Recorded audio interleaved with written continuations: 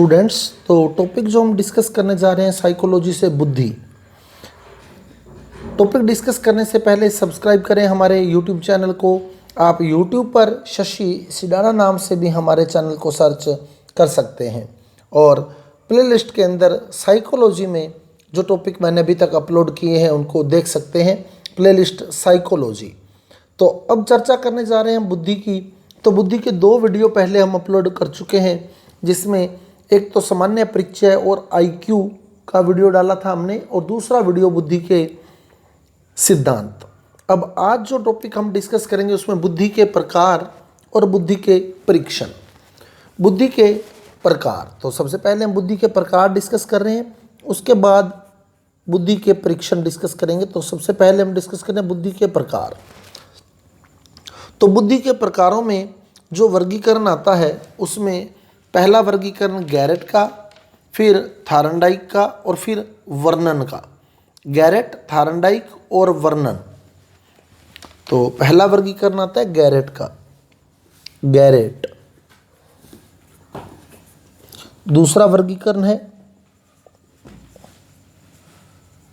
Thorndike और तीसरा वर्गीकरण आता है वर्नन का, जिसमें 2 इंपॉर्टेंट है, गैरेट और थार्नडाइक। इसमें से क्वेश्चन भी पहले आए हुए हैं। सिंपल सा क्वेश्चन आता है, गैरेट के अनुसार बुद्धि का प्रकार नहीं है या थार्नडाइक के अनुसार बुद्धि का प्रकार नहीं है। तो गैरेट ने जो बुद्धि बताई वो 3 प्रकार की, थार्नडाइक ने जो बुद्धि बताई वो भी 3 प्रकार की, और वर्नन ने जो बुद्धि बताई वो भी 3 प्रकार की। अब पहले गैरेट के अकॉर्डिंग देखें तो पहली है मूर्त, दूसरी अमूर्त और तीसरी सामाजिक। गैरेट के अनुसार बुद्धि के 3 प्रकार हैं, मूर्त, अमूर्त और सामाजिक। मूर्त बुद्धि, अमूर्त बुद्धि और सामाजिक बुद्धि। थार्नडाइक ने बुद्धि के 3 प्रकार बताए, जिसमें मूर्त की जगह थार्नडाइक ने जो प्रकार बताया था वो था यांत्रिक।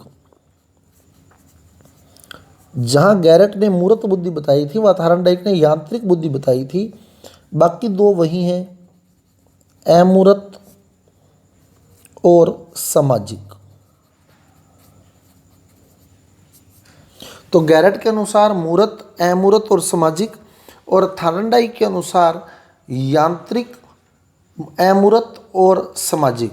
और बात करें अगर वर्णन की, तो वर्णन ने जो बताई थी वो 3 प्रकार की बुद्धि थी। एक तो जैविक बुद्धि,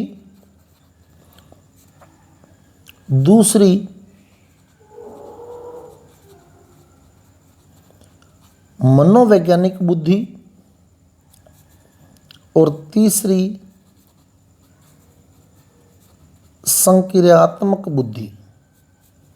तो वर्णन ने जो बुद्धि बताई वो 3 प्रकार की, जैविक, मनोवैज्ञानिक और संक्रियात्मक। गैरेट की बात करें तो गैरेट ने 3 प्रकार की बुद्धि, मूर्त, अमूर्त और सामाजिक। मूर्त बुद्धि क्या है? सबसे पहली बात करें मूर्त बुद्धि क्या है।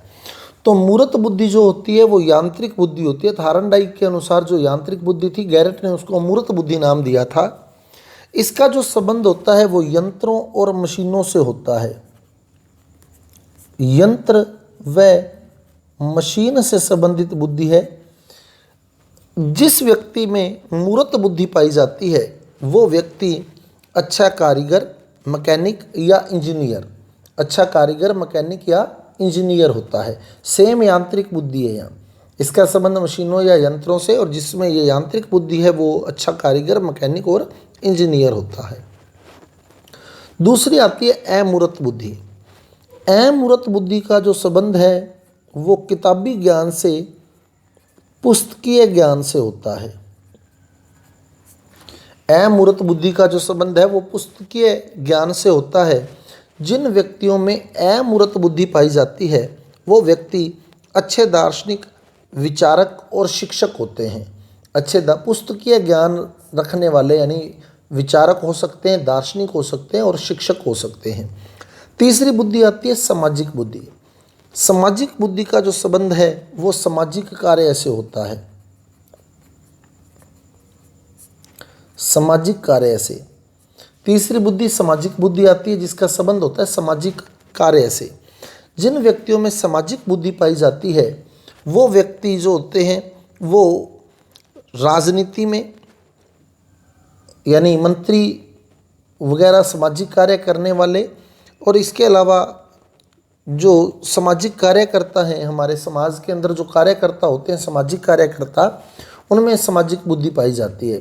तो सामाजिक बुद्धि रखने वाले या तो मंत्री या एमएलए या सामाजिक कार्यकर्ता। तो मूर्त बुद्धि का संबंध यंत्रों और मशीनों से होता है। जिस व्यक्ति में मूर्त बुद्धि होती है वो या तो अच्छा मैकेनिक होगा या कारीगर होगा या इंजीनियर होगा। अमूर्त बुद्धि का संबंध जो होता है वो पुस्तकीय ज्ञान से होता है। जिन व्यक्तियों में अमूर्त बुद्धि पाई जाती है वो विचारक, दार्शनिक या शिक्षक होते हैं। उसके बाद तीसरी आती है सामाजिक बुद्धि, और जिन व्यक्तियों में ऐसी बुद्धि पाई जाती है, सामाजिक बुद्धि पाई जाती है, वो व्यक्ति जो होते हैं वो समाज में अच्छी प्रतिष्ठा प्राप्त करते हैं। अब चलें सेम थार्नडाइक के यांत्रिक, अमूर्त, सामाजिक, यही सेम प्रकार थे। वर्णन की बात करें तो वर्णन ने पहली बताई जैविक बुद्धि। जैविक बुद्धि क्या है? जिन व्यक्तियों में जैविक बुद्धि पाई जाती है वो व्यक्ति जीवन की जो नई परिस्थितियां उनके सामने आती हैं उनमें आसानी से अनुकूलन स्थापित कर लेते हैं। जीवन की नई परिस्थिति के अनुसार आसानी से अनुकूलन स्थापित कर लेते हैं जिन व्यक्तियों में जैविक बुद्धि पाई जाती है। दूसरी है मनोवैज्ञानिक बुद्धि। मनोवैज्ञानिक बुद्धि जो है वो जन्मजात योग्यता,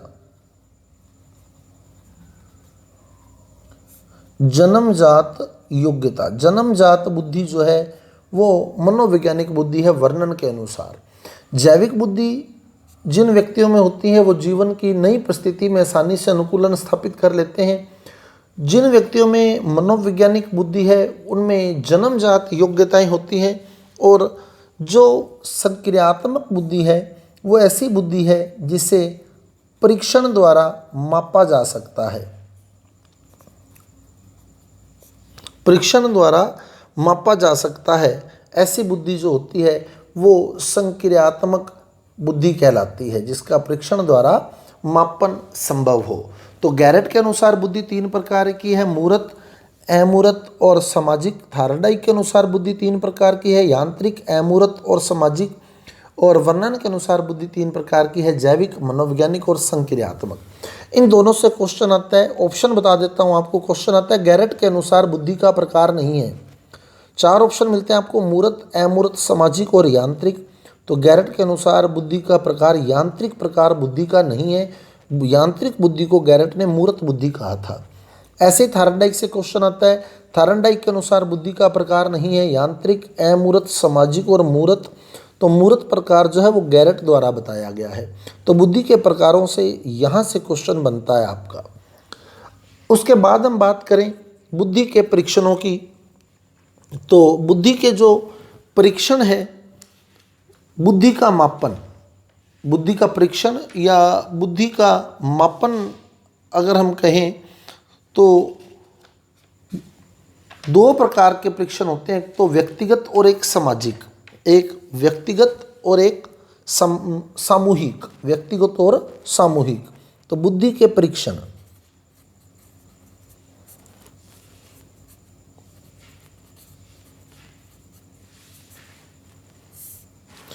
बुद्धि के परीक्षण।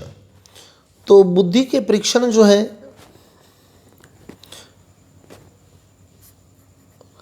ये जो जन्मदाता थे इसके वो थे एल्फ्रेड बिने।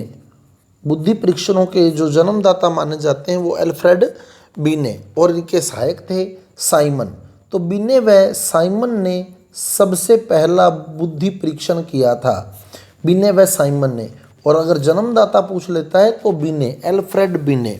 बौद्धिक परीक्षणों के जन्मदाता एल्फ्रेड बिने और इनके सहयोगी थे साइमन। तो प्रथम बुद्धि परीक्षण बिने और साइमन द्वारा किया गया था। बौद्धिक परीक्षणों के जन्मदाता बिने है। और मानसिक परीक्षण शब्द का उपयोग सबसे पहले किया था कैटल ने। मानसिक परीक्षण अगर आपसे पूछ लेता है मानसिक परीक्षण शब्द का प्रयोग सबसे पहले किसने किया, तो वो किया था कैटल ने। मानसिक परीक्षण शब्द का प्रयोग सबसे पहले किया था किसने? कैटल ने। अब 3 बातें ध्यान रखनी है। प्रथम, बुद्धि परीक्षण बिने व साइमन के द्वारा। बुद्धि परीक्षण के जन्मदाता बिने, जन्मदाता अगर आपसे पूछ लेता है तो बिने, और बुद्धि परीक्षण या मानसिक परीक्षण शब्द का प्रयोग सबसे पहले किया था कैटल ने। इस शब्द का प्रयोग सबसे पहले कैटल ने किया था, जन्मदाता इसके बिने है, और पहला बौद्धिक परीक्षण जो है या पहला बुद्धि का परीक्षण जो है वो बिने व साइमन द्वारा किया गया। अब बुद्धि के 2 प्रकार के परीक्षण होते हैं, एक तो व्यक्तिगत परीक्षण,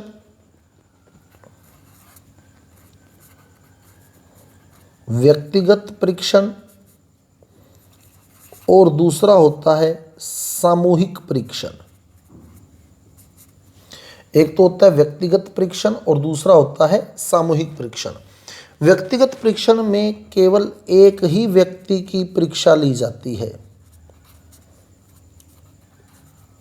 एक ही व्यक्ति का टेस्ट किया जाता है। जैसे ब्लॉक जो आते हैं बच्चों के खेलने वाले, उससे बिल्डिंग जो बनाई जाती है वो व्यक्तिगत परीक्षण का प्रकार है। ब्लॉक बिल्डिंग का निर्माण, छेद में ब्लॉक लगाना, छेद में ब्लॉक फिट करना व्यक्तिगत परीक्षण है। भूल भुलैया खोजना व्यक्तिगत परीक्षण का प्रकार है। भूल भुलैया खोजना, चित्र पूरा करना व्यक्तिगत परीक्षण का प्रकार है। तो इस प्रकार के परीक्षण जो होते हैं जिसमें एक ही व्यक्ति भाग लेता है वो व्यक्तिगत परीक्षण होते हैं। जैसे ब्लॉक द्वारा बिल्डिंग बनाना, छेद में ब्लॉक लगाना, सही ब्लॉक लगाना, भूल भुलैया खोजना, चित्र पूरे करना, ये व्यक्तिगत परीक्षण है सारे, इसमें एक ही व्यक्ति भाग लेता है। दूसरा आता है सामूहिक परीक्षण, जिसमें समूह भाग लेता है पूरा के पूरा। तो इसमें जो होता है वो समूह पूरा भाग लेता है, समूह का परीक्षण किया जाता है, समूह की परीक्षा ली जाती है। जैसे आरपीएससी जो एग्ज़ाम लेती है या बोर्ड जो एग्ज़ाम लेता है वो सामूहिक परीक्षण का एक प्रकार है। क्लियर? उसमें पूरे समूह की एक साथ परीक्षा ली जाती है। और सामूहिक परीक्षण जो है ये भी 2 प्रकार का होता है। आगे सामूहिक परीक्षण को भी आगे 2 प्रकारों में बांटा गया है, एक तो भाषात्मक और एक भाषा रहित।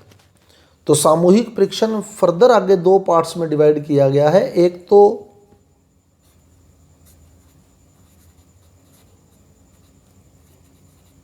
भाषात्मक, जिसे शाब्दिक परीक्षण भी कहा जाता है, और दूसरा भाषा रहित,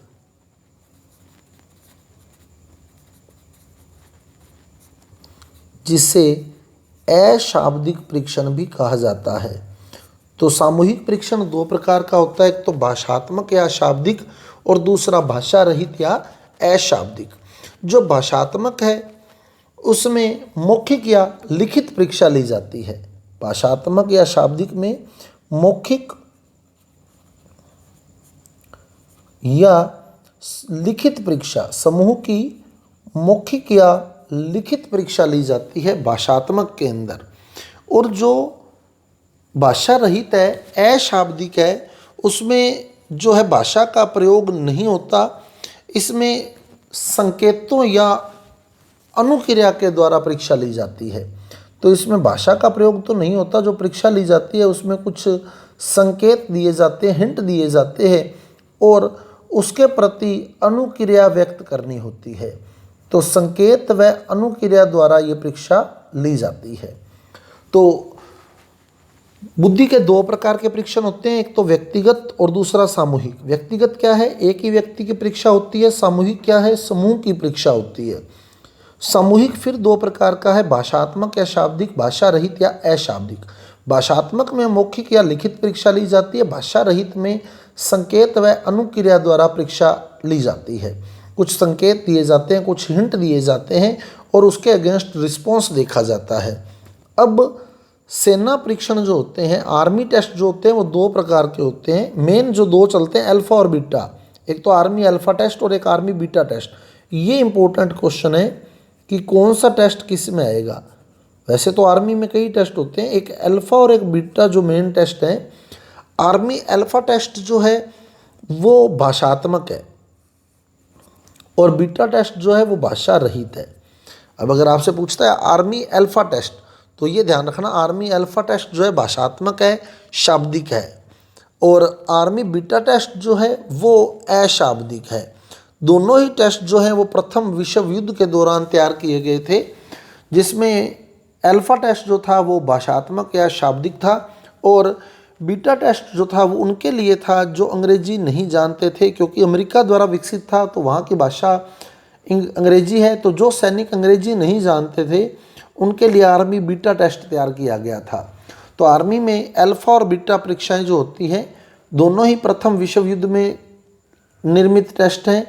अल्फ़ा टेस्ट जो है वो शाब्दिक है, जो अंग्रेजी जानते थे उनके लिए अल्फ़ा टेस्ट और जो अंग्रेजी नहीं जानते थे उनके लिए बीटा टेस्ट तैयार किया गया था। इंपॉर्टेंट क्वेश्चन है, सेना अल्फ़ा परीक्षण और सेना बीटा परीक्षण, यानी सैनिक अल्फ़ा परीक्षाएं और सैनिक बीटा परीक्षाएं। सैनिक अल्फ़ा परीक्षाएं भाषात्मक हैं, सैनिक बीटा परीक्षाएं भाषा रहित हैं।